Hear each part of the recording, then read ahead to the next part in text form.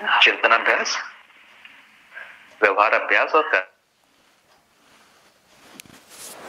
प्रमाणित होने का उद्देश्य आवश्यक है, अन्यथा हम तुलन होकर वहीं रह जाते हैं। तो यहाँ पर प्रमाणित होने का अर्थ होगा ये व्यवहार अभ्यास में भी जाना और कर्माभ्यास में जाना। केवल पठन मनन श्रवण करने से हम तुलन तक ही जा पाएंगे, साक्षात्कार तक नहीं जा पाएंगे। साक्षात्कार होने तक जाते ही नहीं है, भाषा में ही रह जाते हैं, प्रमाण तक नहीं जा पाते। यदि आपको यह रास्ता स्पष्ट हो गया है तो इसका अभ्यास करके देखिए। यदि यह कर्माभ्यास और व्यवहार अभ्यास में आ जाता है तो हम पार पा गए। फिर आगे प्रमाणित होने के क्रम में क्या करना है यह तय किया जा सकता है। तो ये जनवरी 2007 में अमरकंटक में हमारे राकेश भैया जी ने इसको ये किया था।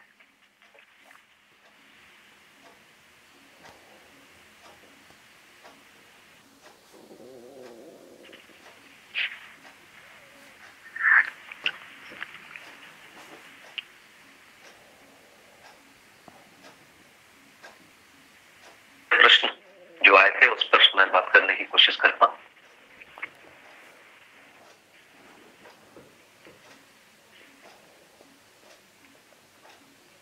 पहला प्रश्न है कि कैवल्य को लेकर, कैवल्य को प्राप्त करने, कैवल्य स्थिति प्राप्त जीवन को शरीर चलाने की आवश्यकता नहीं रह जाती है, जबकि शरीर का बनना प्रकृति में अनुस्यूत क्रिया के रूप में देखा गया है। इस तरह ये दो बातें परस्पर विरोधी नजर आती, कृपया इसे स्पष्ट करें। इसमें कैवल्य मतलब अनुभव और प्रमाण होने के बाद शरीर की आवश्यकता नहीं रहती, शरीर मजबूरी नहीं है। उसके पहले शरीर मजबूरी है, चाहिए ही चाहिए। इसका दूसरा मतलब ये भी है कि दिव्य मानव शरीर ले नहीं सकता, ऐसा नहीं है, वो चाहने पर शरीर ले भी सकता है। तो यदि आवश्यकता है तो दिव्य मानव शरीर ले सकते हैं। तो सबसे पहले तो अवसर उन्हीं को मिले कि जो जिनको जागृत होना है वो शरीर लेंगे, और उनके मार्गदर्शन के लिए कुछ जागृत व्यक्ति भी उसमें रहेंगे, तभी मानव परंपरा बनेगी। अधिक लोग जागृत रहेंगे, कम लोग अजागृत रहेंगे, तो ये कोई बाध्यता वैसी नहीं है। एक परंपरा बनी रहेगी जिसमें 50% से अधिक लोग जागृत बने रहेंगे, और तभी जो है नए लोग को जागृति का अवसर मिलेगा। तो इसीलिए ये परस्पर विरोधी नहीं है, नए लोगों के लिए भी अवसर है, और नए लोगों का मतलब जो जागृत होना चाहते हैं, और पुराने लोग का अर्थ है कि जो जागृत हो चुके हैं उनका सानिध्य उनको मिलता रहेगा मानव परंपरा के रूप में, और तभी प्रमाणित होने की प्रक्रिया तेज होगी। तो ये विरोधी नहीं लग रहा है, मुझे लगता है कि ये पूरक हो रहा है। दूसरा है जीवन के बारे में 4 पदों की बात की गई है। दृष्टा, ज्ञाता, कर्ता और भोक्ता। जबकि जीवन वस्तु रूप में चैतन्य इकाई क्रिया पूंजी ही है, इसमें जीवन के 4 पदों में होने का क्या स्वरूप है? तो हम दृष्टा के रूप में बात कर लेते हैं। दृष्टा कौन है? जीवन में हमने देखा है कि आत्मा जो है बुद्धि का दर्शन करता है, बुद्धि जो है चित्त का दर्शन करता है, चित्त है वृत्ति का दर्शन करता है, वृत्ति मन का दर्शन करता है, मन जो है वो शरीर का दृष्टा होता है। तो ये जीवन में 5 दृष्टा हैं, और ये पांचों में एक सूत्रता हो जाए उसको दृष्टा पद कह रहे हैं। तो इसमें ये दृष्टा जब जीवन दृष्टा है, जब शब्द आ रहा है, तो इसमें ये 5 दृष्टा पद हैं, 5 दृष्टा हैं, मन वृत्ति चित्त बुद्धि आत्मा, और 5 में एक सूत्रता हो गई है, ये आशय है। ज्ञाता, ज्ञान को अनुभव के साथ बोला गया है। तो जब आत्मा का प्रत्यावर्तन होता है तो आत्मा व्यापक में या ज्ञान में अनुभूत होता है, उस समय जीवन को ज्ञाता बोला गया है। उस समय की जो स्थिति है, आत्मा तो व्यापक में अनुभूत हो जाता है, आत्मा का प्रत्यावर्तन हो जाता है, उस समय बुद्धि का भी प्रत्यावर्तन हो जाता है, बुद्धि आत्मा में प्रत्यावर्तित रहता है, आत्मा को अनुभव करता है। वैसे ही चित्त का भी प्रत्यावर्तन हो जाता है, चित्त बुद्धि को अनुभव करता है, वृत्ति का भी प्रत्यावर्तन हो जाता है, वृत्ति चित्त का अनुभव करता है, और मन का भी प्रत्यावर्तन हो जाता है, मन जो है वो वृत्ति का अनुभव करता है। तो ये सब एक साथ होता है।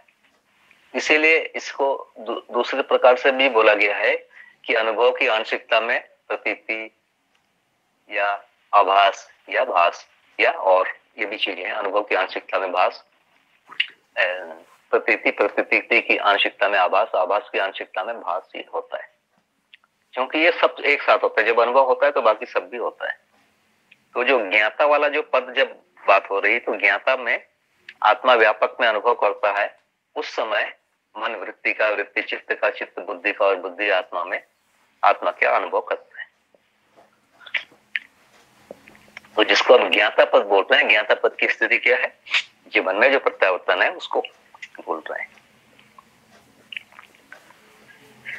कर्ता पद, कर्ता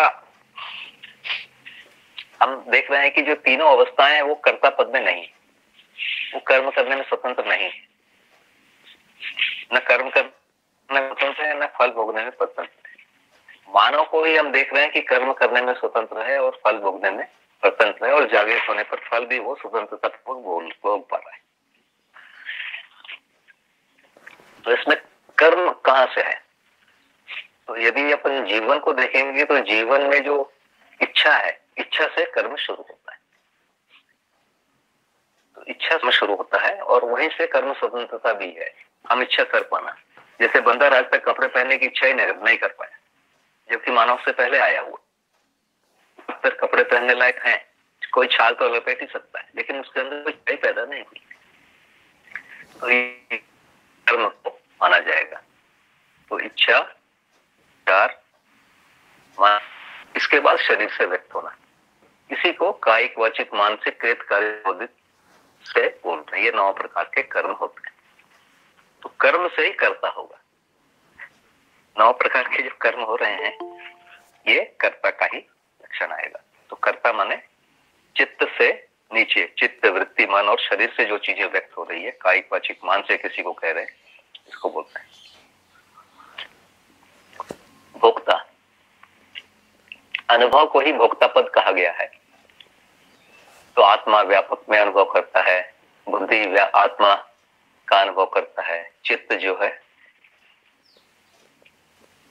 बुद्धि का, वृत्ति चित्त का और मन जो है इसका अनुभव करता है। तो इसको भोक्ता स्थिति कहा गया है। भोक्ता माने सुख, शांति, संतोष और आनंद का भोक्ता। तो ये चारों पद जो हैं इस रूप में स्पष्ट हो रहे हैं।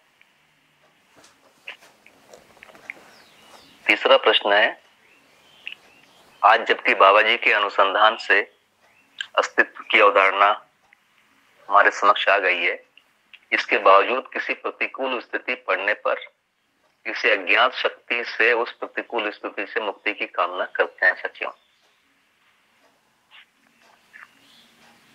बाबा जी का अनुसंधान पूरा हो गया है, उन्होंने अनुसंधान को व्यक्त कर दिया, लेकिन हमारे में अवधारणा नहीं बनी है। ऐसी स्थिति में हम अज्ञात शक्ति के शरण में जाने की बात सोचेंगे। यदि अवधारणा बन गई है तो हम ज्ञात शक्ति की शरण में जाने की कोशिश करेंगे।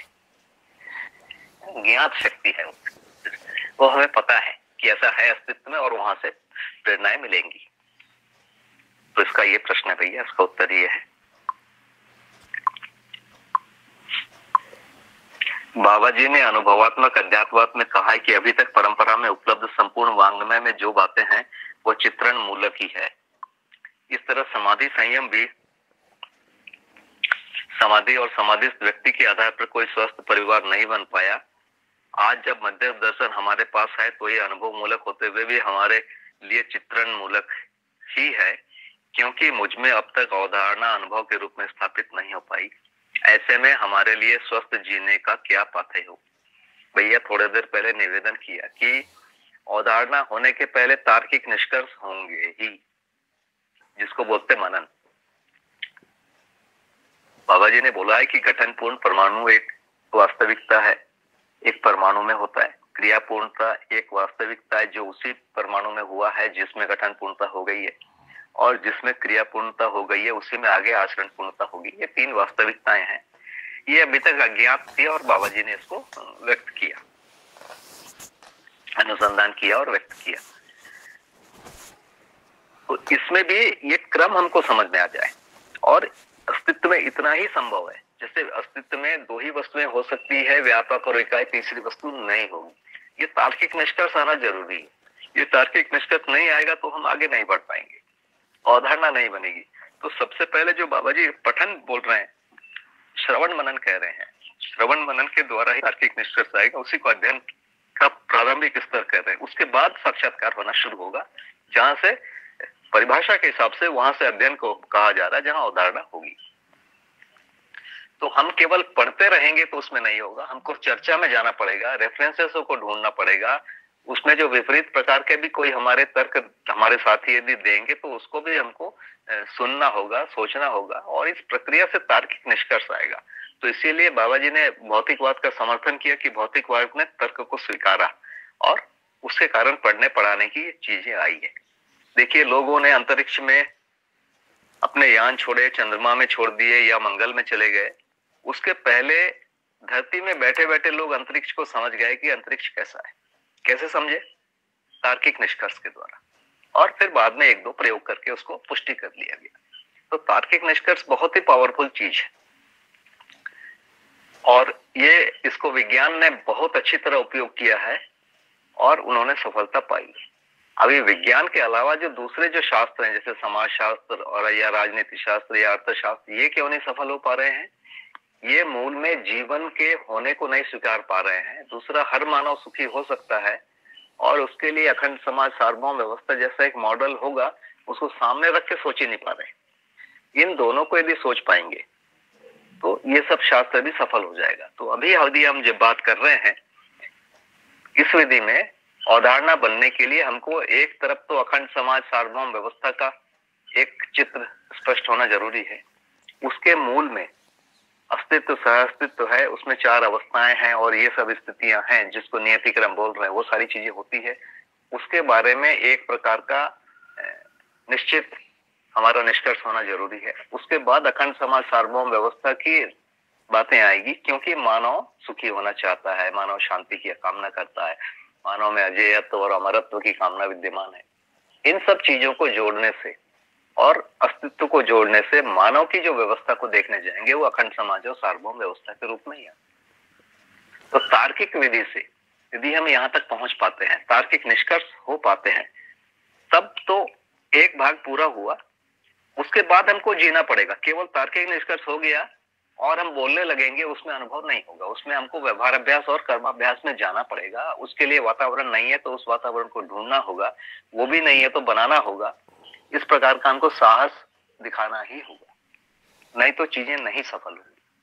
तो ये निवेदन है कि अध्ययन माने पठन नहीं है, अध्ययन माने मनन से तार्किक निष्कर्ष तक पहुंचना। तार्किक निष्कर्ष हो गया तो उसको जीने में लाने के लिए व्यवहार अभ्यास और कर्माभ्यास करना, करने के लिए अवसर नहीं है तो अवसर बनाना। तो ये हमारा कार्यक्रम है, ये रास्ता है। पांचवा है भ्रम की पीड़ा और निर्भ्रमता या जागृति की समीचीनता। योग संयोग घटना विधि से संपन्न होते हुए भी क्यों आवश्यक रहा? घटना विधि से संपन्न होते हुए भी क्यों? भ्रम की पीड़ा। भ्रम की पीड़ा जीवावस्था में भ्रम की पीड़ा नहीं है, क्योंकि जीवावस्था में वो बाध्य है। शेर बकरी को खाता है तो बकरी बाध्य है, क्योंकि शेर उससे अधिक शक्तिशाली है, उससे अधिक गतिवान है, उसके दांत अधिक नुकीले हैं, उसके पंजे अधिक हैं, तो वो उसको मार देता है, वो बाध्य है। उसमें कुछ नहीं कर सकता, उसमें संभव ही नहीं। लेकिन मानव में कल्पनाशीलता और कर्म स्वतंत्रता है जो उधर नहीं है। तो कल्पनाशीलता और कर्म स्वतंत्रता आने के बाद ही भ्रम भी समझ में आता है, भ्रम की पीड़ा भी समझ में आती है, और गलती करने का भी अवसर आता है और सही करने का भी अवसर आता है। तो ये स्थिति यदि नहीं आएगी तो हम जीवावस्था जैसे ही बने रहते। तो यहाँ पर आता है तो एक व्यक्ति कमियों को पहचान लेता है, उन कमियों को दूर करने के रास्ते को पहचान लेता है, उन रास्ते पर चलने का साहस कर पाता है, उन रास्ते में चल के साहस करके कई बार असफल होता है, फिर एक बार सफल होता है। तो इस रास्ते पर चलने के लिए ही मानव परंपरा बनी हुई है, इसका आशय यहाँ पर है। तो भ्रम की पीड़ा यही है, ये गलत चीज है, इससे हम दुखी हो रहे हैं और इसको छोड़ना पड़ेगा, ये भी निर्णय होता है। इसको छोड़ने के लिए साहस और पुरुषार्थ करना पड़ेगा, ये भी समझ में आता है, ये बात है। छठवां प्रश्न, मृग तृष्णा मरीचिकावत अथवा रज्जु सर्पवत।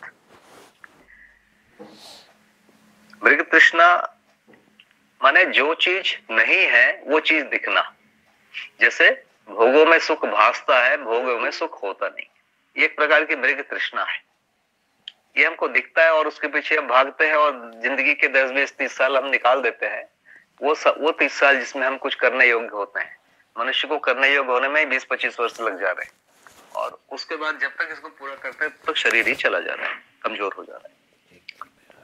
वैसे रज्जु सर्पवत का भी मतलब वही है कि हम रस्सी को सांप मान ले रहे हैं, मतलब जहां भय नहीं है हम भय मान रहे हैं।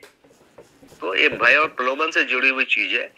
मृग तृष्णा मरीचिका माने एक प्रकार का प्रलोभन है, और रज्जु सर्प माने एक प्रकार का भय है। तो मानवीयता में जीने से भय कम है, इसको हम ज्यादा मान ले रहे हैं कि अच्छे व्यक्ति को लोग समाज जीने नहीं देता है, ये मान्यता है। मेरे हिसाब से जब तक कोई मनुष्य परधन में, परनारी में, परपीड़ा में, परपुरुष में जीता है, तब तक उसको समाज जीने नहीं देता है, तब तक उसको दबाता है, जब तक वो स्वधन में, स्वनारी, स्वपुरुष में और दयापूर्ण कार्य में ना आ जाए। तो दबाव जो है अमानवीयता पर ज्यादा है, मानवीय व्यक्ति पर। क्योंकि समाज अमानवीय इसलिए दबाव तो है ही आज, लेकिन अमानवीय व्यक्ति पर आज भी कम अधिक दबाव है। मानवीयतापूर्ण करने वाले या ऐसा सोचने वाले, उस तरफ बढ़ने वाले लोगों पर दबाव कम है, ऐसा मेरा मानना है, और इस पर मैं बहुत ही दृढ़ हूं।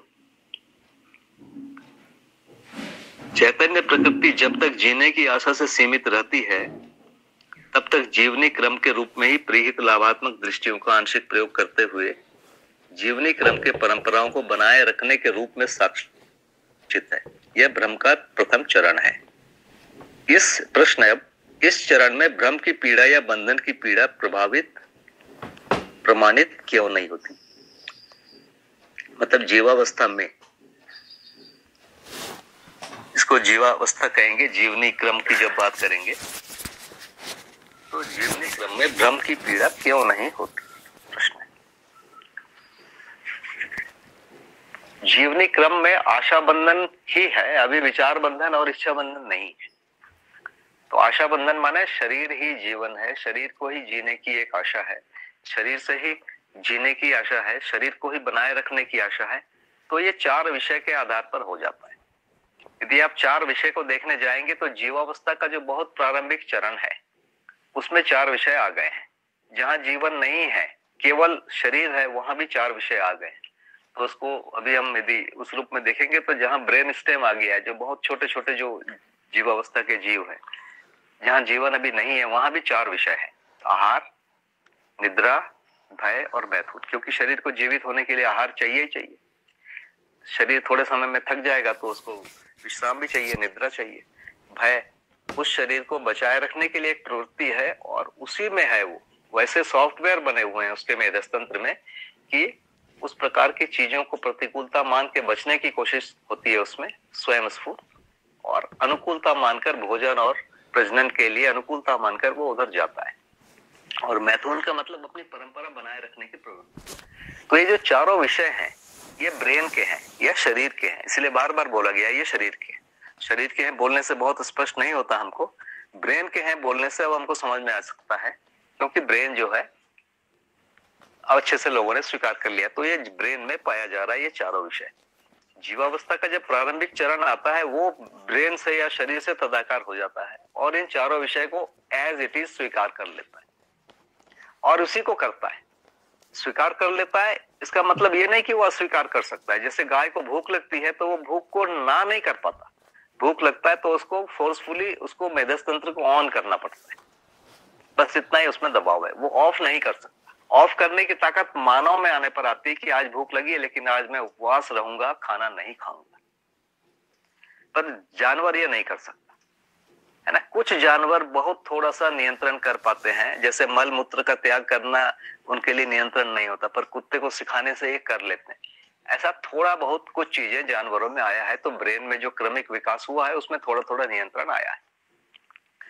तो जीवावस्था में ये आया ही नहीं है, उसके ब्रेन में ही ये चीजें नहीं है।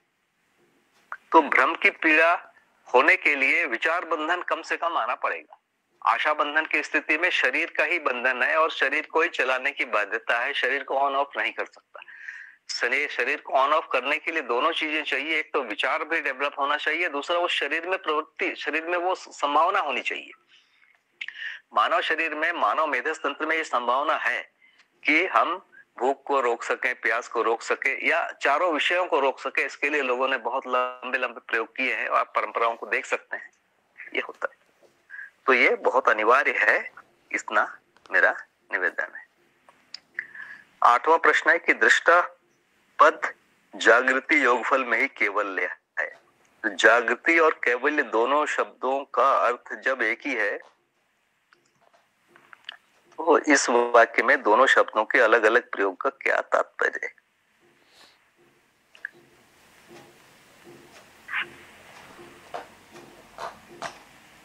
दृष्टा पद जब बोल रहे हैं तो ये मुख्य रूप से परंपरा के शब्द हैं। ये परंपरा में जो दृष्टा पद का मतलब ये नहीं था अब तक कि वो प्रमाणित करने वाला है। कैवल्य का भी मतलब है कि वो प्रमाणित करने वाला भाग ही नहीं आया है। जबकि जागृति पद की जब बात कर रहे हैं तो वो अनुभव होना और अनुभव का प्रमाण होना, इन दोनों चीजों को हो जाने को जागृति पद कह रहे हैं। तो एक प्रकार से परंपरा के शब्दों को ही लेकर नई जो स्थिति है या जो बड़ी जो स्थिति है उसको व्यक्त करने के लिए इस प्रकार के शब्दानुशासन का या भाषा शैली का प्रयोग किया गया है ना। इसमें यही है। देखिए, मध्यस्थ दर्शन के अध्ययन में हमको 3 चीजें एक तो मिलेगी। एक तो वस्तु बिल्कुल नहीं है, कई चीजें बिल्कुल नहीं है, कई चीजें बिल्कुल नहीं। जैसे मनुष्य होता है ये पहले से लोगों को पता है, जानवर होते हैं लोगों से पता है, खून का रंग लाल होता है ये सबको पता है, हृदय और मस्तिष्क और श्वसन तंत्र होता है ये सबको पता है। तो ये सब चीजें मध्यस्थ दर्शन का अनुसंधान नहीं है, ये परंपरा में पहले से ही पता है। तो एक बात है कि नई वस्तु कुछ ढूंढा गया है जिसको बाबा जी ने बहुत ही स्पष्ट रूप से लिखा है, गठन पूर्णता, क्रिया पूर्णता, आचरण पूर्णता, और उसके आधार पर नियति क्रम जो बन रहा है। तो ये एक भाग है जो नया कुछ ढूंढा गया। दूसरी बात एक है कि उन्हीं शब्दों से बोलना है, तो इसीलिए कुछ शब्दों को पुनर्परिभाषित करने की जरूरत पड़ी, कुछ को नहीं पड़ी है।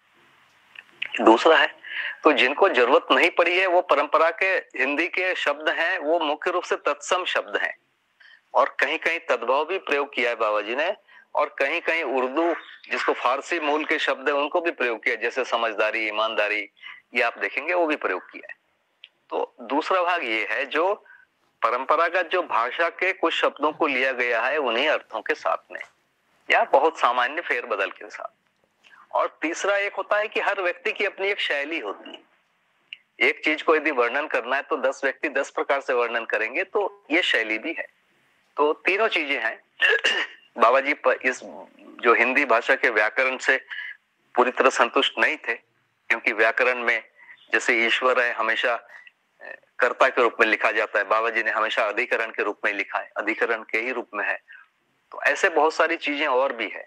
तो व्याकरण भी है और एक शैली भी है। तो इन 4 चीजों के आधार पर आप मध्यस्थ दर्शन को देखेंगे तो बिल्कुल नई वस्तु है।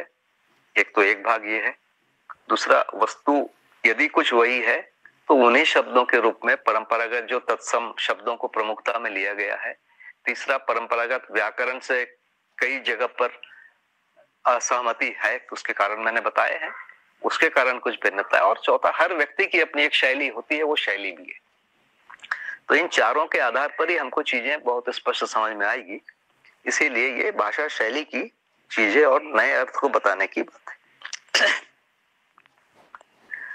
9वां प्रश्न है, अनुभवात्मक अध्यात्मवाद पुस्तक में विगत के रहस्य मूलक अध्यात्म से बार बार तुलना क्यों गई है? क्योंकि शब्द वही है, जैसे कैवल्य वही है पर कैवल्य अलग है यहाँ, है ना। क्योंकि ये जागृति के प्रमाण को, दिव्य मानवीयता के प्रमाण को यहाँ कैवल्य कह रहे हैं। शब्द वही है, वो टॉप मोस्ट शब्द है। तो यहाँ पर टॉप मोस्ट शब्द जो है, जो स्थिति है वो जागृति पूर्णता है। तो इन दोनों को जब समान बना के रखना पड़ेगा, इन दोनों शब्दों को, तो उसके लिए उस शब्द को पुनर्परिभाषित करना पड़ा कैवल्य को। जब पुनर्परिभाषित करते हैं तो बार बार वहां हम भटक जाते हैं।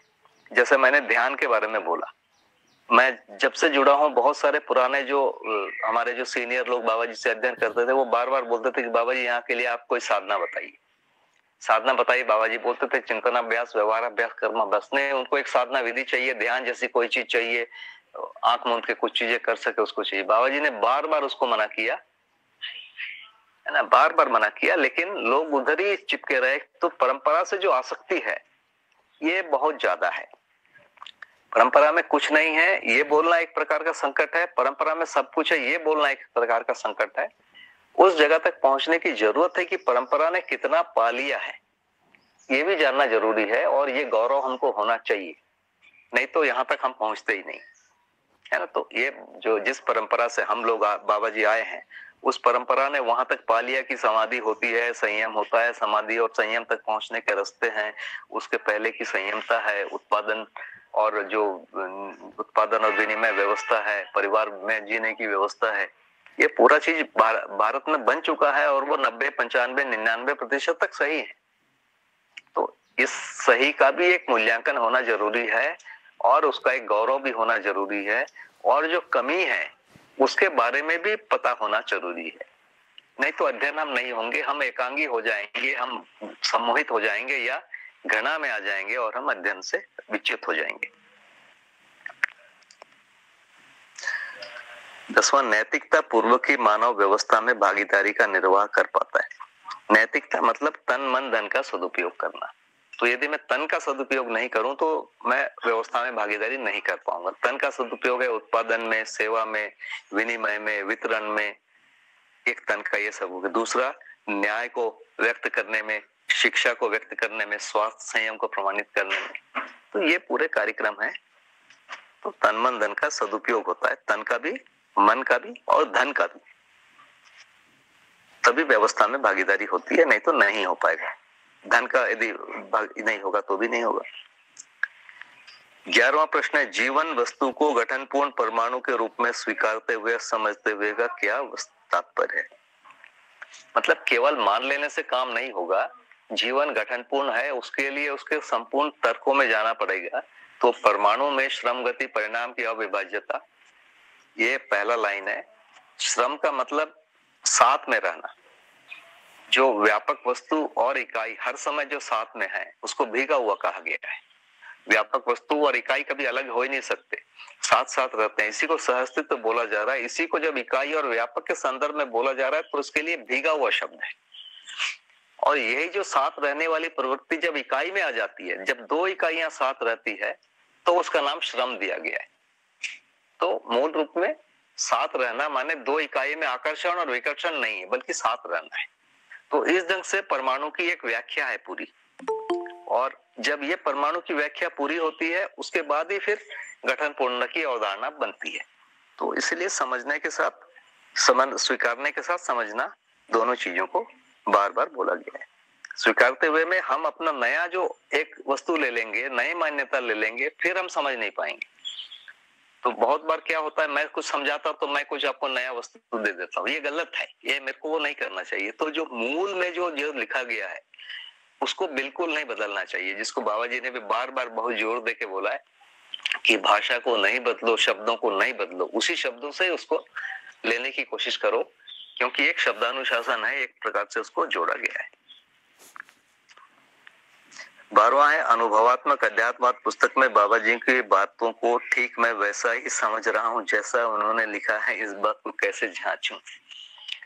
भैया इस बात को तो एक बहुत बड़ी चुनौती है। हम शुरू से ही बाबा जी के पास रहे, और मैंने देखा है कि मैं बाबा जी की बात को एक एंगल से समझा, मेरे किसी दूसरे भाई ने दूसरे एंगल से, किसी भाई ने तीसरे एंगल से, शायद उधर मैंने नहीं देखा, या उन्होंने जो देखा मैंने जो देखा किसी दूसरे ने नहीं देखा।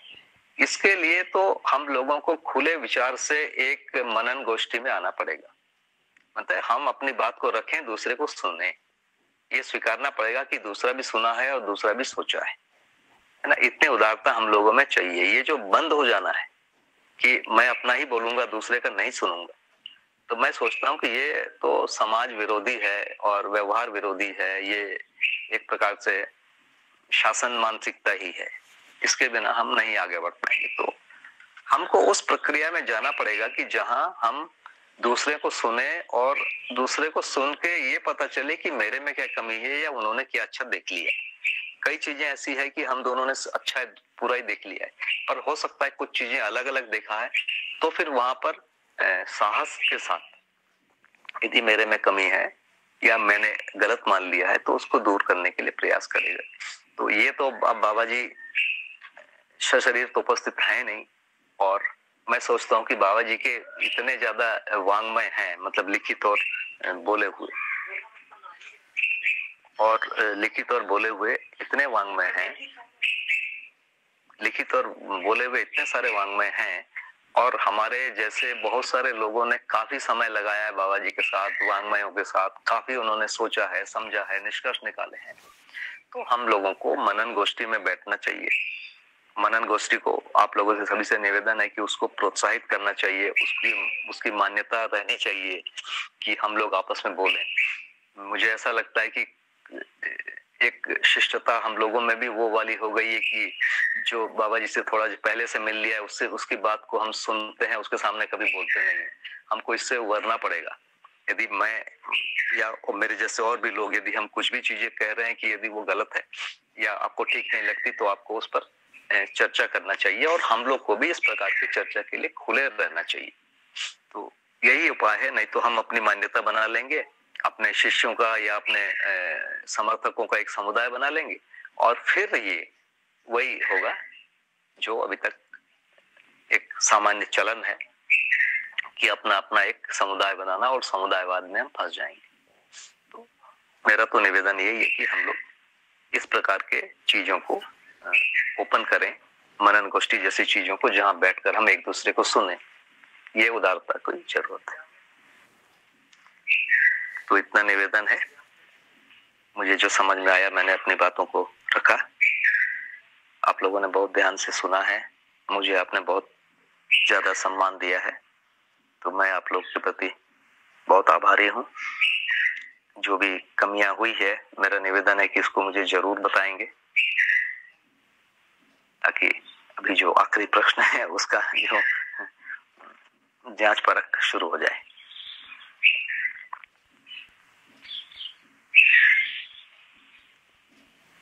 जी भैया, बहुत बहुत धन्यवाद भैया। बहुत अच्छे से विषय रखा गया और हम लोगों के लिए काफी उपयोगी है। इसके लिए आपके प्रति बहुत बहुत कृतज्ञता। तो आज इसके बाद का जो कार्यक्रम है, सत्रांत अभिव्यक्ति के रूप में पवन कुमार आर्य भैया रखेंगे, उसके बाद रमाशंकर भैया। तो मैं पवन कुमार आर्य भैया से आमंत्रित करता हूँ कि आप सत्रांत अभिव्यक्ति रखें। भैया एक प्रश्न आया हुआ है, उसको भी देख लेना चाहिए। हाँ, प्रश्न आप बता दें।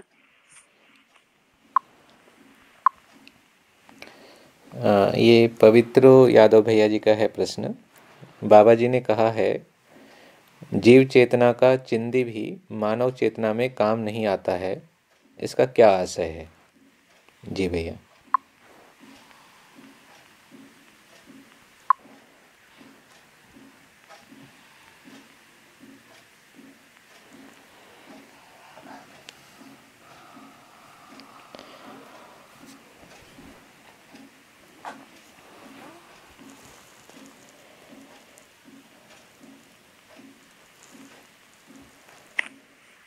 भैया आप हैं फोन के पास, सदन भैया जी।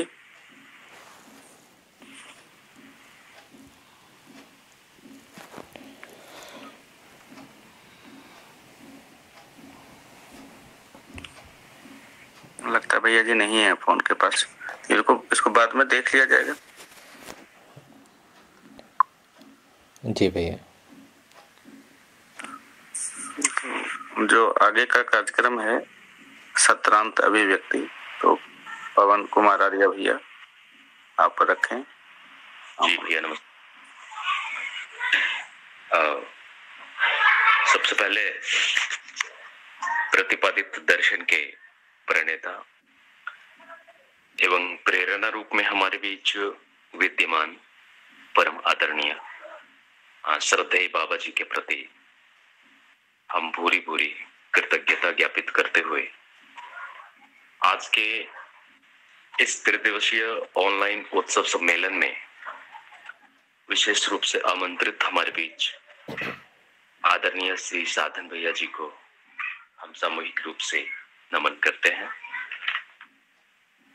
साथ ही साथ हमारे बीच विभिन्न राज्यों, देशों व संस्थानों से उपस्थित ऐसे सभी भगिनी एवं बंधुओं को नमन करते हैं जो हमारे अध्ययन में सहभागी रूप से हमारे साथ साथ बने हुए हैं। आज का विषय जो है अनुभवात्मक अध्यात्मवाद की रोशनी में अभ्यास प्रक्रियाएं, और इस विषय पर आदरणीय साधन भैया जी के द्वारा प्रस्तुत समझ की अभिव्यक्ति में से जो कुछ भी मैं थोड़ा पकड़ पाया, मुख्य बिंदुओं पर ध्यानाकर्षण का प्रयास करता हूं, जो हमारे लिए स्वयं के लिए ध्यानाकर्षण है, ऐसा मैं समझ पा रहा हूं।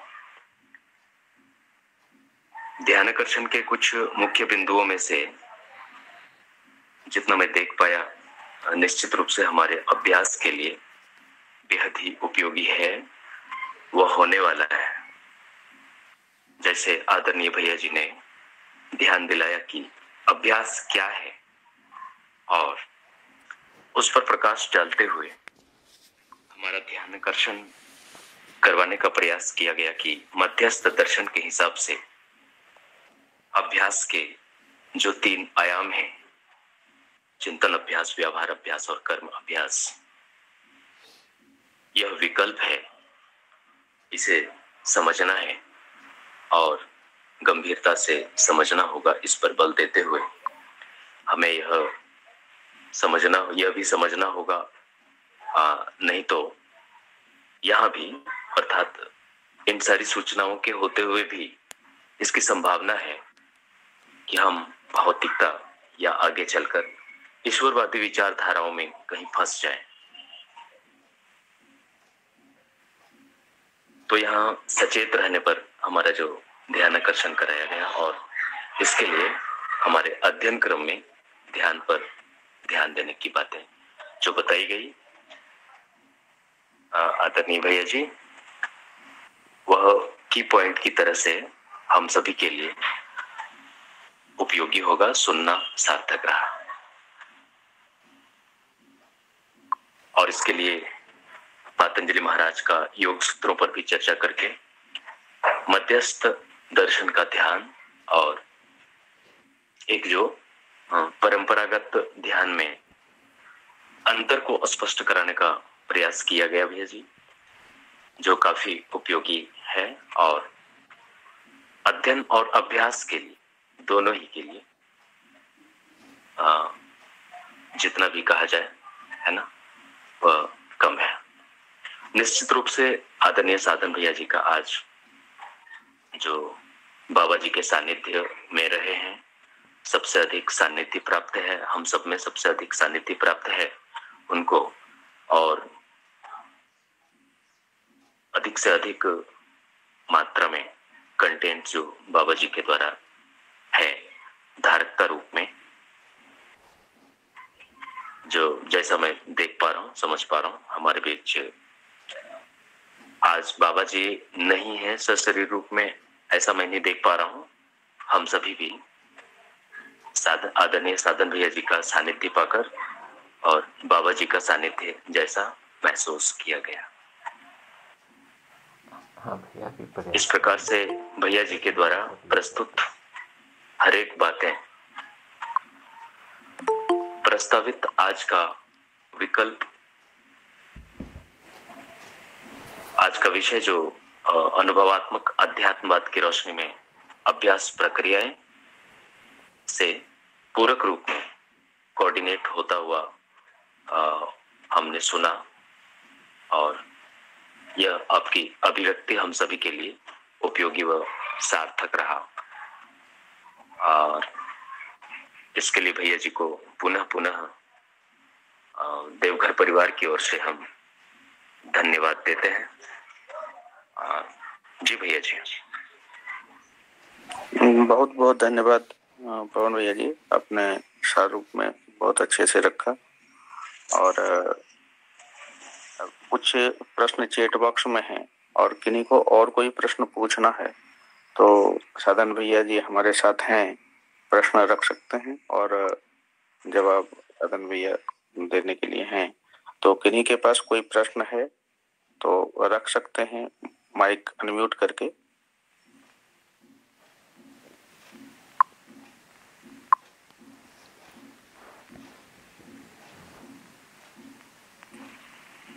भैया जी जीवनी क्रम को एक बार बताने का कष्ट करेंगे।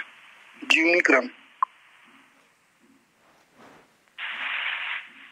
जीवनी क्रम जीवावस्था के शरीर को चलाते समय जो जीवन की स्थिति होती है उसको जीवनी क्रम कहते हैं। जीवन जब मानव शरीर को चलाता है तो उसको जागृति क्रम कहते हैं। जीवन जब जीवावस्था के शरीर को चलाता है उसको जीवनी क्रम कहते हैं। आवाज पहुंची भैया? हाँ भैया जी, धन्यवाद भैया जी। जी पवित्र भैया जी का कुछ प्रश्न था, यदि वो स्वयं रखते तो अच्छा रहता।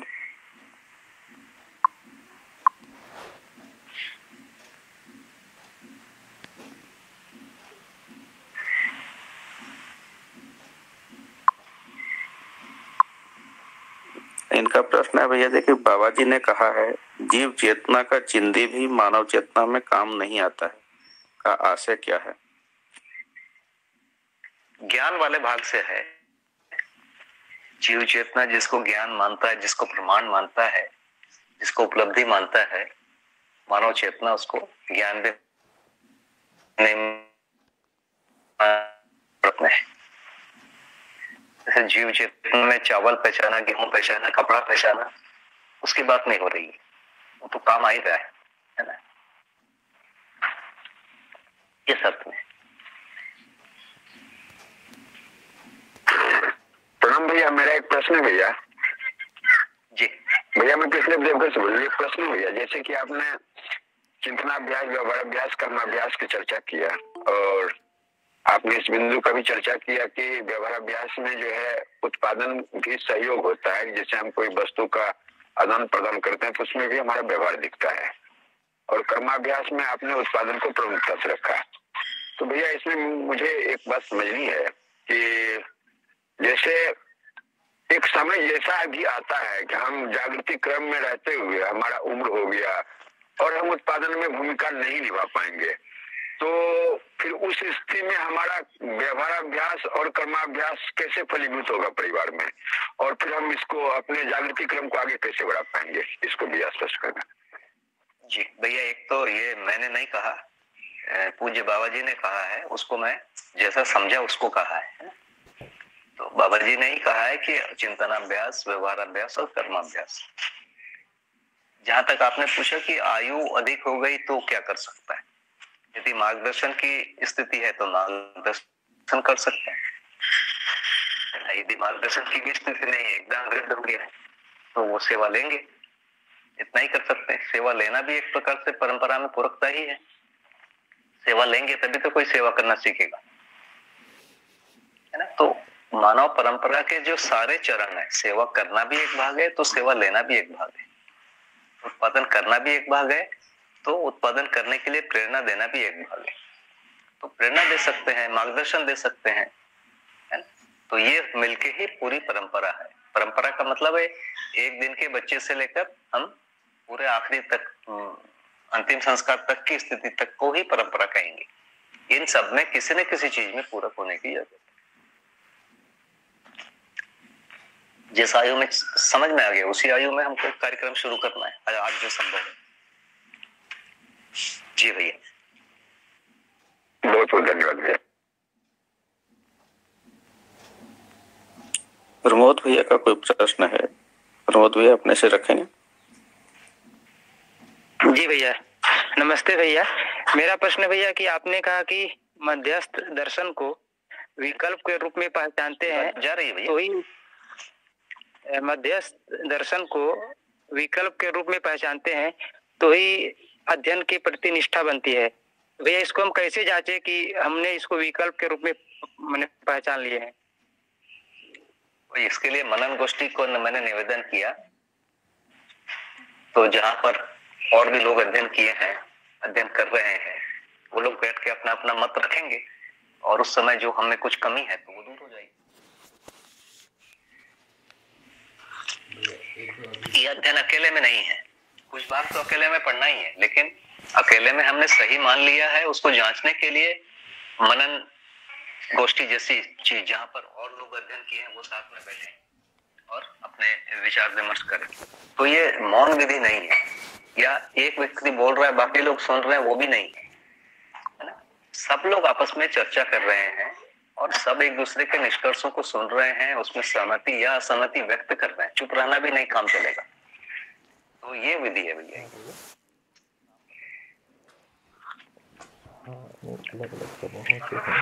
ठीक है भैया।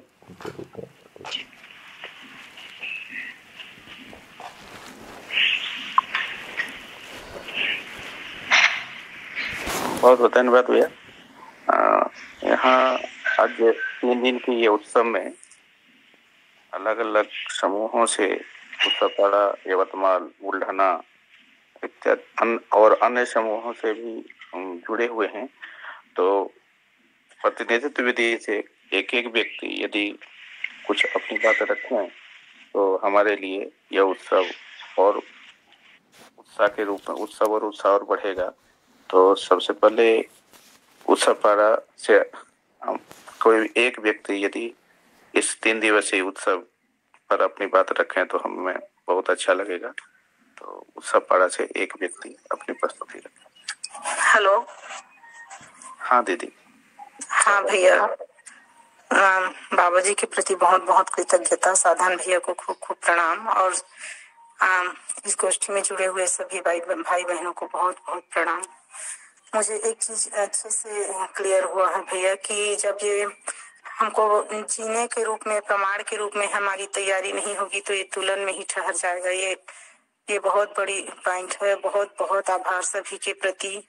ये प्रमाणित होने की इच्छा रखे बिना हम आगे नहीं बढ़ पाएंगे। यहीं पर बहुत मन रुका हुआ था, बहुत क्लियर हुआ भैया। सबके प्रति बहुत बहुत आभारी। धन्यवाद भैया। बहुत बहुत धन्यवाद दीदी। सभी के लिए उपयोगी रहा है, आपने बहुत अच्छा कहा। अब बुल्ढाना समूह से यदि कोई भैया दीदी अपनी बात रखना चाहते हैं इस 3 दिवसीय उत्सव के लिए तो हमें बहुत प्रसन्नता होगी। बुल्ढाना समूह से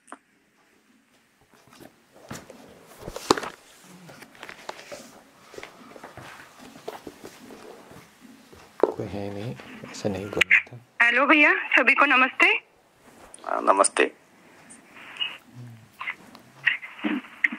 हाँ, मेरी आवाज आ रही है भैया? बहुत अच्छे से आ रही है। हाँ, सभी भाई बहनों को नमस्ते। आज मैंने साधन भैया को आपके माध्यम से सुना। बहुत बहुत आपके प्रति कृतज्ञता और साधन भैया के प्रति भी बहुत बहुत कृतज्ञता।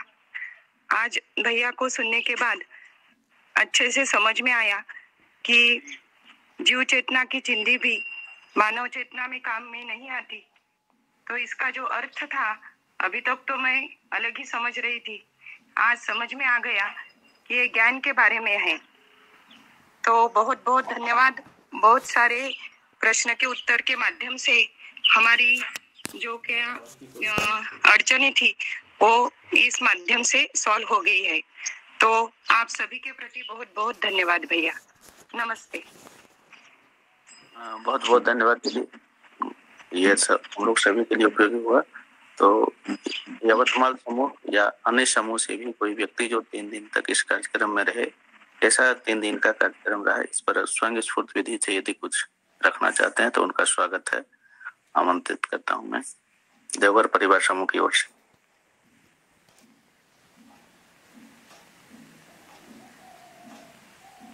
जी भैया नमस्कार। मैं देवघर परिवार से महेंद्र सिंह बोल रहा हूँ और ये 3 दिवसीय जो उत्सव कार्यक्रम रहा काफी बढ़िया लगा और आदरणीय भैया जी द्वारा जो आज व्याख्या दिया गया वो काफी लाभप्रद रहा और हमारे जीवन में जीने में ये सहायता पहुंचाएगा, ऐसी अपेक्षा करता हूँ। और जो प्राचीन जो ध्यान की पद्धति थी और वर्तमान में जो ध्यान की जो व्याख्या उन्होंने की, इससे काफी स्पष्टता मिली। ये काफी मुझे अच्छा लगा भैया। और ये 3 दिवसीय कार्यक्रम जो रहा ये काफी सफल रहा। सभी को बहुत बहुत धन्यवाद, खूब शुभकामनाएं। भैया को फिर से प्रणाम करता हूँ जी, धन्यवाद। बहुत बहुत धन्यवाद भैया जी। आगे और कोई? नमस्ते भैया जी। नमस्ते। हाँ, नमस्ते भैया जी। उत्सव पारस से मैं गौरी बोल रही हूँ। और सबसे पहले तो पूरे देवघर परिवार को बहुत बहुत बधाई और शुभकामनाएं, जो आपकी अभी पहले ही छत डली है नागराज ग्राम की। और आप पूरे जो 15 परिवार ये सुबह ब्रह्म मुहूर्त में जो अध्ययन कर रहे हैं और उसके कारण जो सबको भी लाभ मिला इन 3 दिनों का, तो उनके प्रति भी बाबा जी के प्रति भी बहुत बहुत कृतज्ञता। और साधन भैया जी, सुरेंद्र पाठक भैया जी और श्रवण भैया जी ने जो बातें रखी, सबके प्रति भी कृतज्ञता। बहुत ही सूक्ष्मता से बातों पर ध्यान गया। और स्पेशली श्रवण भैया जी ने जो एक बात थी, जो घटना शेयर की थे भैया जी, कि उनके बेटा जी को चोट लगी और खून बह गया, फिर भी भैया जी सहज बने रहे। तो उन्होंने बात कही कि उसके मतलब कारण क्या था। तो उन्होंने जो बात कही कि यहाँ जो वो भी संबंधी ही है और उनमें भी वो ममत्व वाला पार्ट है ही, तो था वो बात मुझे बहुत छुई। और आज साधन भैया जी ने जो ध्यानांकन कराया है तार्किक पक्ष को लेकर, मनन गोष्ठी के महत्व को, तो मुझे भी ऐसा लगता है कि वाकई में ये बहुत महत्वपूर्ण है। तभी हम लोग सही अर्थ में जो हम भी पकड़े हुए हैं, जैसे अभी बात हुई ही कि जीव चेतना की चिंदी भी काम नहीं आती है, तो उसका कारण ये है कि हम निश्चित ही नेता रूप में कुछ और अर्थ लेके भी उसको पकड़ सकते कि हाँ ये ही सही है। तो मनन गोष्ठी में एकमत हो और जो सही है वो हमारी स्पष्टता बढ़ेगी। तो मुझे ऐसा लगता है वाकई में मनन गोष्ठी के लिए क्या क्रम है और कैसे उसको किया जा सकता है, तो इसमें हम लोग भी शामिल होना चाहते। तो भैया जी की इस बात का मैं पूरा वो करती हूँ। और बाकी तो जिन्हें जितनी बातें रखी हमारे पूर्व बंधु भगियों ने कही ही, तो बहुत धन्यवाद भैया आप सब लोगों को ये सुंदर सौभाग्य, ये अवसर उपलब्ध कराने के लिए। और साधन भैया जी के प्रति भी कृतज्ञता, प्रणाम। बहुत बहुत धन्यवाद दीदी जी। आगे और कोई? भाई 2 शब्द में रखना चाहूंगा। साधन भैया के प्रति बहुत बहुत कृतज्ञता, बाबा के प्रति बहुत बहुत कृतज्ञता, जिन्होंने दर्शन मतलब संपूर्ण मानव समाज के सामने दिया है। आज की जो ये समापन समारोह था उसमें साधन भैया की 1-2 बातें कितनी स्पष्टता से आई। जैसे पहले हम लोग भी सोचते थे कि अध्ययन अभ्यास में जो चिंतनाभ्यास, व्यवहाराभ्यास, कर्माभ्यास है, उन्होंने एक बातों को जो बाबा जी के माध्यम से एक बड़ी प्रमुखता से रखा, वो ये है कि हमें अवसर बनाना पड़ेगा। यदि अवसर नहीं है तो क्या होता है कि कभी कभी होता है जो अस्तित्व में जो व्यवस्था है उसके लिए हम समझौता की तरफ बढ़ते हैं, तो वह तुरंत तक ही रह जाएगा, जैसे कि भैया ने बोला। तो अवसर हमें बनाना पड़ेगा, जैसे हमें अभ्यास के लिए है, व्यवहार अभ्यास के लिए, कर्माभ्यास के लिए, या जो हमारी सहभागिता होनी चाहिए, जो व्यवस्था बनी हुई है, जिस व्यवस्था के तहत हमें साक्षात्कार से लेकर के अनुभव तक जाना है, तो यदि हमें ऐसा अवसर नहीं मिल पाता है तो फिर हम तुरंत तक रह जाएंगे। ये बातें मतलब पहले मैं सोचता था कि अवसर निश्चित रूप से होना चाहिए, और आज मुझे काफी प्रसन्नता मिली, इस बात में काफी बल पड़ा कि निश्चित रूप से हमें जो अस्तित्व में व्यवस्था है उसके लिए अवसर हमें बनाना पड़ेगा, यदि नहीं है तो। और उस अभ्यास के तहत ही हमको जागृति की तरफ आगे बढ़ सकते हैं। ये बातें साधन भैया के माध्यम से आज आया, ये काफी सराहनीय है और काफी अनुकरणीय भी है। धन्यवाद भैया। बहुत बहुत धन्यवाद करते भैया। आगे यदि कोई अपनी अभिव्यक्ति और रखना चाहते हैं तो आमंत्रित हैं। अच्छा ठीक है समीर भैया जी, आप बोलिए ना, उसके बाद मैं रखता हूँ। हरिहर। हाँ रखिए ना। हाँ भैया, मैं नित्यानंद जीवन विद्या अध्ययनशील परिवार समूह रायगढ़ के प्रतिनिधि के रूप में अपनी बात रखना चाहूंगा। जी भी अनुमति है? जी भैया स्वागत है। जी भैया, तो सर्वप्रथम तो आप सभी देवघर परिवार के सभी भाई बहनों को प्रणाम करते हुए आप लोगों को असीम साधुवाद कि आप लोगों ने यह अवसर सभी के समक्ष रखा और लगातार 3 दिवसीय इस उत्सव के कार्यक्रम में हम सभी भी आपके साथ सम्मिलित हुए। जैसा कि ध्यान जाता है भैया, पूज्य बाबा जी जागृत व्यक्ति के रूप में हम सबके सामने रहे, तो सर्वप्रथम पूज्य वंदनीय नागराज जी, माता जी और उनके साथ जो भी अग्रज रहे उन सभी के प्रति कृतज्ञता व्यक्त करता हुए उन सभी को प्रणाम करता हूँ। उसमें आप सभी के प्रति भी असीम कृतज्ञता है। आदरणीय साधन भैया जी ने जो ध्यान आकर्षण कराया उस पे ये अवश्य ध्यान पहले से थोड़ा सा गया था कि ये जो मनन गोष्ठी की बात कही, कई बार संवादों में भी हमारे जो प्रत्यक्ष संवाद होते हैं उसमें भी ये बात को रखने का प्रयास हम सब ने किया। तो इस बात की खुशी है ना इस हद तक हो रहा भैया कि कहना जरूरी है कि आदरणीय साधन भैया जी ने जो ध्यान आकर्षण कराया कि ये मनन गोष्ठी होने से जो एक तरह से व्यक्तिवादिता में फंसने का जो एक ठौर बनता था वो नहीं रहेगा। पूज्य बाबा जी रहे तो उन्होंने जो अनुभव गोष्ठी जो रखते थे है ना अमरकंटक में, उससे सभी जो एक तरह से इसको जीने के क्रम में आगे बढ़ने का जो प्रयास कर रहे थे वो इकट्ठा होकर के एक जागृत व्यक्ति के समक्ष अपनी पूरी बातों को रख पाते थे। आज पूज्य बाबा जी सशरीर नहीं है, फिर भी उनकी जीने की जो शैली जो प्रमाण उन्होंने प्रस्तुत किया उससे हमारा सभी का ध्यान तो जा ही रहा है कि हम जो है श्रेष्ठताओं के क्रम को स्वीकार पाएं और उन्हीं के आधार पे सभी है ना एक दिशा में जो उन्होंने जी करके प्रमाणित करके दिखाया उस ओर हम चल पाए। तो आदरणीय साधन भैया जी का ये ध्यान आकर्षण मुझे बहुत छुआ, क्योंकि बार बार ध्यान जाता था कि अगर ये अलग अलग सब मत संप्रदाय जैसे चलने लगेंगे तो फिर बहुत सारे दिक्कतें आएंगी, कौन किसको सुनेगा। तो ये जो एक साम्यता की बात आती है, कारण साम्यता और लक्ष्य साम्यता और कार्यक्रम साम्यता की, तो आदरणीय भैया जी का ध्यान एकदम सटीक हम सब भी कोई और जो गया, तो ये काफी हम सभी के लिए प्रेरणादायी है कि हम सभी साथ चलेंगे तभी ये व्यवहार में भी सहअस्तित्ववादी होने का एक तरह से अभ्यास के स्तर पे प्रमाण रखने का एक अभ्यास जो है हम कर पाएंगे। तो आप सभी के प्रति असीम कृतज्ञता। आदरणीय साधन भैया जी को पुनः प्रणाम। हरिहर। बहुत बहुत धन्यवाद भैया, बहुत अच्छे से आपने उनके विषय को रखा। अखंड समाज सार्वभौम व्यवस्था कैसे स्थापित हो उसमें मनन गोष्ठी की बहुत बड़ी भूमिका है। तो आपको पुनः धन्यवाद।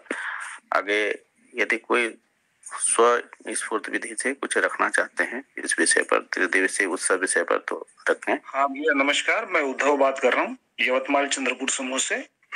स्वागत है भैया, स्वागत। हाँ भैया, तो आज जो आदरणीय साधन भैया ने अपने सामने ये जो अध्ययन अभ्यास की जो अनिवार्यता है, उसकी महत्ता, जो उसका स्वरूप और वह करने का जो तरीका है, उसके बारे में जो विस्तृत रूप में प्रस्तुति दी है, तो उसके लिए समूह की तरफ से हम लोग आभारी हैं साधन भैया के लिए। और आपको भी बहुत बहुत धन्यवाद भैया कि आप लोग इस तरह का एक उत्सव यहाँ पर आयोजित किया और उसमें सभी को आमंत्रित किया। तो साधन भैया की आज की जो प्रस्तुति रही, तो उसमें मूलतः जो मानवतापूर्ण आचरण की ओर ध्यानाकर्षण कराया भैया ने, जिससे आगे अध्ययन में और गति होगी और उस अध्ययन के आधार पर और अभ्यास की जो पूर्णता है, उस पूर्णता को हम पाने की स्थिति में आ सकते हैं। तो जहां पर हम हैं उसको ठीक से उसका आकलन कर लें और जो अवसर हमारे अगल बगल में उपलब्ध हो सकते हैं उनको पहचान कर स्वयं की भूमिका को देखते हुए हम अध्ययन और अभ्यास के लिए और प्रेरणा पा सकते हैं। ये वाली जो बात भैया ने रखी, तो वो वाकई मेरे लिए और समूह के लिए या फिर सभी के लिए एक आश्वासन मिलता है इससे कि हम लोग जहां पर है वहां से अच्छे से शुरुआत कर सकते हैं। और गति मिलने की उम्मीद के साथ में आप सभी को मैं धन्यवाद देता हूँ। बहुत बहुत आपका भैया इसमें धन्यवाद है कि आपने इस तरह का एक उत्सव किया और सभी को ये वाला एक अवसर उपलब्ध कराया। धन्यवाद भैया। जी भैया, बहुत बहुत धन्यवाद भैया। आपने अच्छे से इस पूरे कार्यक्रम को सुना और सार रूप में रखा और उत्साहवर्धन किया, इसके लिए बहुत बहुत धन्यवाद। तो अब कार्यक्रम समाप्ति की ओर है, समय भी हो रहा है। तो एक गीत है, सूरज भैया गीत रखेंगे, उसके बाद संपूर्ण धन्यवाद ज्ञापन और सत्तांत अभिव्यक्ति में छूटे हुए चीज को रमाशंकर भैया रखेंगे। तो सबसे पहले एक गीत के लिए सूरज भैया को आमंत्रित करते हैं। सूरज भैया, पहले हमको करना था।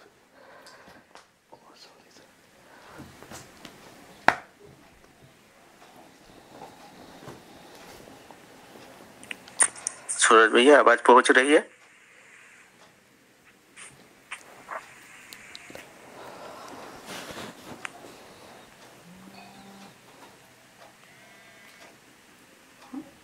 नहीं पड़ेगा।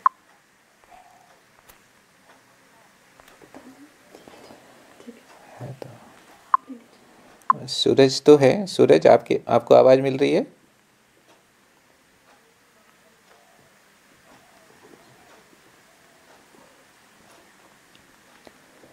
हाँ भैया, उनका माइक अनम्यूट नहीं हो रहा है, तो मैं अपनी अभिव्यक्ति कर लेता हूँ।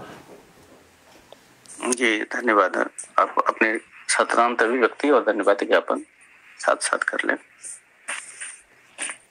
जी भैया, बहुत बहुत धन्यवाद भैया।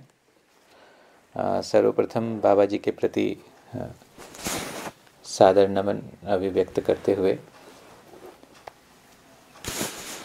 और उपस्थित श्री साधन भैया, श्री योगेश भैया एवं देश भर से जो भी भैया दीदी हैं, आप सभी का सादर अभिनंदन है। यह त्रिदिवसीय उत्सव हम सबके लिए कितना उपकारी रहा है, यह अभिव्यक्त कर पाना भी अभी मेरे लिए तो मुश्किल जाता है। पूरी तरह से मैं इसको शब्द दे पाऊँगा, इस बात में मुझे स्वयं में शंका है। किंतु मैं एक बात रखना चाहूँगा कि जब इसकी चर्चा श्री योगेश भैया ने हम सबके बीच रखी पिछले पुस्तक पठन के समापन के बाद, तो एक पल के लिए हमें अवश्य लगा था कि यह इसकी क्या आवश्यकता है ऐसे उत्सवों की। आखिर हमें पठन करना है तो उसको प्रचार करने की भी ऐसी क्या आवश्यकता है। पठन तो हम कर रहे हैं, अध्ययन कर रहे हैं, तो यह ठीक है, किंतु श्रेष्ठ जन के प्रति स्वीकृति होने से उनका निर्देशन हमारे लिए सहज स्वीकार्य हो जाता है। और इस तरह से ही जैसे ही उन्होंने हमें आगाह किया कि ऐसा उत्सव होना चाहिए, तो हम उत्सव के लिए कटिबद्ध हुए। लेकिन उत्सव होने के बाद जो फल परिणाम को हम देख पाए अपने भीतर, इसकी सार्थकता स्पष्ट हुई। कितना यह सार्थक है, कितना यह हमारी दिशाओं को, हमारी सही दिशा को प्रेरित करने में कितना सहायक है, यह हमें समझ में आया। सबसे बड़ी बात, हम सभी परिवार समूह जो भी यहाँ पर अध्ययन में लगे हुए हैं, हम सबके बीच में जो बहनें हैं वे इस अध्ययन प्रक्रिया में बहुत अधिक पार्टिसिपेट नहीं कर पाती हैं। उनका पार्टिसिपेशन इस रूप में ही हम सबके साथ बना रहता है कि हम सभी जो भाई लोग हैं वे इसमें लगे रह सकें, उनका कोई हम पर कोई अवरोध ना आए, इस पर उनका ध्यान अधिकतम बना रहता है। लेकिन ऐसे ये जो लगातार दूसरे उत्सव के बाद हम सब यह फील कर पा रहे हैं कि हमारी बहनों में भी इस बात की प्रेरणा काफ़ी बलवती हुई है कि यह अध्ययन रूपी जो वस्तु हमारे समक्ष उपस्थित हुई है, वह हमारा स्वत्व बनना भी बहुत बड़ी आवश्यकता है। हर किसी का स्वत्व बनना बहुत बड़ी आवश्यकता है। इस तरह से मेरा भी यह स्वत्व बन सके, यह भी एक बड़ी आवश्यकता है। और इस रूप में हम देखें तो बहनों की भी सहभागिता अध्ययन के प्रति और मनन के प्रति और श्रवण के प्रति, पठन के प्रति यह काफ़ी बढ़ी हैं। और उसका एक छोटा सा प्रमाण कल के सत्र में भी हमें देखने को मिला है। तो यह एक बहुत बड़ी बात जो उत्सव के संदर्भ में हम तक जो आई हैं उसकी एक बात थी। दूसरी बात, जो महत्वपूर्ण बात जो उत्सव से हमें मिल रही है वह यह कि परिवार क्या होता है यह अब हमें समझ में आने लगा। अब जो परिवार 4 लोगों के बीच में सिमटा होता है, 10 लोगों के बीच में सिमटा होता है, या हम 10 परिवार समूहों को मिल करके एक परिवार मान करके चल रहे होते हैं, इस तरह से उसका नामकरण करते हैं कि यह देवघर परिवार समूह है या आदि आदि। लेकिन अब यहाँ पर हमें समझ में आया कि परिवार का अर्थ सार्वभौमता में ही है, परिवार का अर्थ अखंडता में ही है। एक साथ 60, 70, 80, 90 भाई बहनों का उपस्थित हो जाना और सबकी सहभागिता अचानक से मिल जाना, यह उस अखंडता को ही हमें दर्शाने के लिए पर्याप्त समझ में आया। और हम महसूस कर पा रहे हैं कि परिवार रूपी जो शब्द है यह कितनी विशालतम रूप में फैला हुआ है। तो आज जो दर्शन की भाषा में हमें स्पष्ट हुई कि परिवार, विश्व परिवार को ही परिवार कहते हैं, जिसकी मौलिक इकाई के रूप में परिवार, समाज और राष्ट्र और अंतर्राष्ट्र को हम देखते हैं, किंतु परिवार की जो मौलिक अवधारणा है वह अवधारणा तो विश्व परिवार तक जाती है। उसकी भी अभ्यास रूप में सार्थकता इस उत्सव से हमें देखने को मिली है, जो महत्वपूर्ण बात है जो हम सब तक पहुंच रही है। आगे मैं कहना चाहूँगा कि देवघर परिवार की जो स्थापना हुई वह किस रूप में हुई, तो स्वयं स्फूर्त विधि से ही हुई। यहाँ पर 2017 में श्री भारत भाई जी का आगमन हुआ, उनके माध्यम से एक परिवार शिविर हुआ और सहज ही यह कार्यक्रम आगे बढ़ता चला गया, जिसमें श्री श्रवण शुक्ला भैया के द्वारा जो सामाजिक शिविर हुए और फिर लगातार 7-8 शिविर कंटिन्यूअस हुए। प्रारंभ में तो हमें समझ में आया कि यह शिविर की श्रृंखला को बनाए रखना ही वास्तव में हमारा कार्यक्रम है, लेकिन बहुत ही जल्द हमें यह भी समझ में आया कि वस्तु बहुत गहन है और उसकी गहराई को नापना, उसकी गहराई अपने भीतर अनुभूत होना, यह सबसे बड़ी आवश्यकता है। और बहुत जल्द ही हम लोग अध्ययन की दिशा में आगे बढ़े। लगभग डेढ़ वर्ष पूर्व से हम लोग का पठन प्रारंभ हुआ। प्रारंभ में यह पठन जो है वह अनौपचारिक विधि से चलता रहा, जिसमें हम लोगों ने संवाद पुस्तक को पढ़ा और फिर जीवन विद्या परिचय को पढ़ा और फिर योगेश भैया के सानिध्य में अध्ययन प्रक्रिया को भी देखने का अभ्यास किया। किंतु उसके बाद श्री योगेश भैया के प्रति बहुत बहुत कृतज्ञता कि उन्होंने हम सब को एक सूत्रता में, एक निश्चित दिशा में डायरेक्ट कराया और 1 वर्षीय कार्यक्रम के रूप में हम लोगों ने अध्ययन को स्वीकार किया। तो इसको हम इस रूप में भी देख सकते हैं कि जैसे 6 महीने का अध्ययन शिविर होता है, 1 साल का अध्ययन शिविर होता है, 2 साल का अध्ययन शिविर होता है, ऐसे ही हम लोगों ने भी 1 साल का अध्ययन शिविर के रूप में के संकल्प के रूप में हमने इसको स्वीकारा और तब से हम लोगों ने पठन प्रारंभ किया। प्रारंभ में हमने सोचा था कि 1 साल में हम पठन को पूरा कर लेंगे, लेकिन सने सने ही हमें इस बात की भी स्पष्टता हुई कि 1 साल का अर्थ नहीं है, पठन का पूरा होना अर्थ है। इसलिए पठन ऐसा ही हो जिससे कि मनन भी साथ साथ इस गहराई के साथ होता रहे कि हमें उसकी जो विषय वस्तु है वह अधिकतम रूप से हमारे भीतर स्थिर होता रहे। इसलिए प्रारंभ में हमने जनवाद से प्रारंभ किया था, किंतु आज जब अध्यात्मवाद पूरा हुआ है तो हमें यह प्रतीत होने लगा है कि अनुभवात्मक अध्यात्मवाद के नज़रिए से अब व्यवहार क्या है इसको हम जनवाद में पुनः देखें। इसलिए अगले कड़ी के रूप में हम जनवाद को प्रारंभ करेंगे और जनवाद के बाद ही फिर हम शास्त्र का भी अध्ययन करना चाहते हैं और शास्त्र के बाद फिर दर्शन को देखना चाहते हैं। इस क्रम को हम लोगों ने अपने लिए सेट किया है। तो ये एक बात थी जो यहाँ के अध्ययन के संबंध में जो मुझे रखने की आवश्यकता लगी। सबसे महत्वपूर्ण बात कि आप सबके उपस्थित होने से हम सब का जो मनोबल है वह काफ़ी अधिक बढ़ गया है। इसके लिए हम कोटिशः आप सब के प्रति कृतज्ञता ज्ञापित करते हैं। मैं साधन भैया जी के प्रति विशेष कृतज्ञता ज्ञापित करता हूँ कि आप इतने सरल तरीके से हमारे बीच अभ्यास प्रक्रियाओं की बातों को रखते हैं कि हमें लगता है कि ये कितनी सहज वस्तु है, कितनी सरल वस्तु है और हम सब भी इसको धारण कर सकते हैं।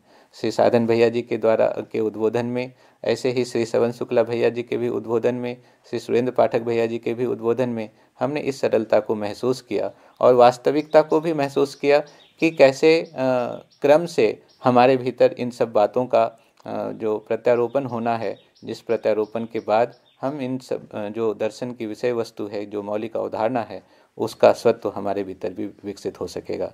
इसके पूर्व सुवर्णा दीदी जी का हमें उद्बोधन प्राप्त हुआ था, श्री राम भैया का उद्बोधन प्राप्त हुआ था और राकेश गुप्ता भैया जी का भी उद्बोधन प्राप्त हुआ था।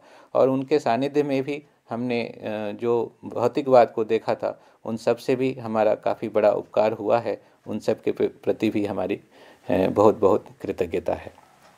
आज की चर्चा में जो महत्वपूर्ण बहुत बात जो मुझे स्पष्ट हुई और जो शायद इस त्रिदिवसीय उत्सव का एक आवश्यकता भी थी कि हमारे भीतर वह मौलिक बात स्पष्ट हो सके कि कहाँ पर हमारी दिशा जो है सही की जगह नहीं, सही की तरफ नहीं बढ़ पाती। तो आज जिस प्रकार से भैया जी ने ध्यान को लेकर के हम तक बात रखी कि ध्यान के विषय में जो परंपरा में जो अवधारणा रही है और जो दर्शन से हमारे भीतर जो अवधारणा आई है, उसमें एक बहुत बड़ा मौलिक शिफ्ट है, मौलिक अंतर है। दर्शन से जो ध्यान की बात आई है वह अध्ययन प्रक्रिया के माध्यम से आती हैं, जो हर किसी के लिए संभव है, हर किसी के लिए सहज है, सरल है। और इस तरह जब हम श्रवण करते हैं, श्रवण करके मनन करते हैं, एक तार्किक निष्कर्ष तक पहुंच पाते हैं, तो ही आगे साक्षात्कार की भूमि तय होती है। और इस तार्किक निष्कर्ष से स्वयं में भी खुशहाली आती है कि जिसे जीना है वह अब मुझे भी समझ में आने लगे हैं, उसका विश्वास अपने भीतर बनने लगा है। और यह विश्वास निरंतरता में स्थापित हो सके, इसके लिए साक्षात्कार बोध अनुभव की आवश्यकता है। इन बातों को भैया जी ने जिस प्रकार से रखा वह बहुत ही अच्छा रहा और हम सब के अभ्यास में यह उपयोगी होगा, उपकारी होगा, ऐसा समझ में आता है। जैसा कि व्यवहार अभ्यास के विषय में भैया ने जिन बिंदुओं को ध्यानाकर्षण कराया है वह बहुत ही महत्वपूर्ण है। इन सब का नियमित अभ्यास हमारे लिए बहुत आवश्यक है इन पुस्तक पठन के दौरान। और पुस्तक पठन मनन के दौरान जो हमारे अभ्यास चलते रहें, उस अर्थ से ये बहुत ही महत्वपूर्ण बात मुझे समझ में आया। हम सबको भी इसका आस्वादन स्पष्ट हुआ होगा। और कर्म अभ्यास को लेकर के भी जिस तरह से भैया ने बात रखी है, इस प्रकार तीनों अभ्यासों के माध्यम से जो अपने में वस्तु को स्थिर होने की जो बात है, उसकी स्पष्टता आज और पिछले 2 दिनों के सत्रों के दौरान हमें स्पष्ट हुई हैं। इन सभी बातों को लेकर मैं आप सब के प्रति बहुत बहुत कृतज्ञ हूँ। देवघर परिवार की ओर से, सभी भाई बहनों की ओर से आप सब के प्रति भूरी भूरी कृतज्ञता है। साधन भैया जी को विशेष नमन है, योगेश भैया जी को नमन है और सुरेंद्र पाठक भैया जी को नमन है, श्रवण शुक्ल भैया जी को नमन है, सभी अग्रज जो भी अभिभावकगण हैं आप सभी को नमन है। और बाबा जी के प्रति बहुत बहुत कृतज्ञता कि यह वस्तु हम तक उपस्थित हो पाई, और उससे भी बड़ी कृतज्ञता आप सब के प्रति कि यह वस्तु हम तक पहुंच पा रही है, उसका हम आस्वादन कर पा रहे हैं और उसको हम जी पाने के लिए आगे बढ़ पा रहे हैं। इन सभी बातों के साथ आप सभी को पुनः धन्यवाद ज्ञापित करते हुए, आप सबके प्रति अपना नमन व्यक्त करते हुए मैं अपनी बात रखता हूँ। सबों को प्रणाम। बहुत बहुत धन्यवाद रमाशंकर भैया। एक बार पुनः जितने लोग जुड़े हुए हैं सभी भैया दीदी को नमस्ते। और आप इस समय हाँ जी भैया, एक सूचना था कि सूरज भैया का टेक्निकल कुछ प्रॉब्लम हो रहा था, इसलिए वो आवाज नहीं सुन पा रहे थे, उनकी आवाज आ नहीं पा रही थी। तो अभी फोन से वो जुड़े हुए हैं और उनका कोई कार्यक्रम या क्या आप बताना चाह रहे थे प्रस्तुत करने के लिए, तो उस पर वो तैयार हैं। उनकी दूसरे फोन से मतलब कनेक्ट हो सकते हैं। हम फोन से प्रस्तुत करना था, एक गीत प्रस्तुत करना था, वो कर सकते हैं तो गीत प्रस्तुत करें। हाँ सूरज भैया, आवाज आ रही है? तो ठीक है, प्रस्तुत कर रहे हैं। तो स्वागत है सूरज भैया, अब रखें अपने गीत। सबसे पहले सभी को नमस्ते। आवाज मिल रही है आपको? हाँ आ रही है आवाज।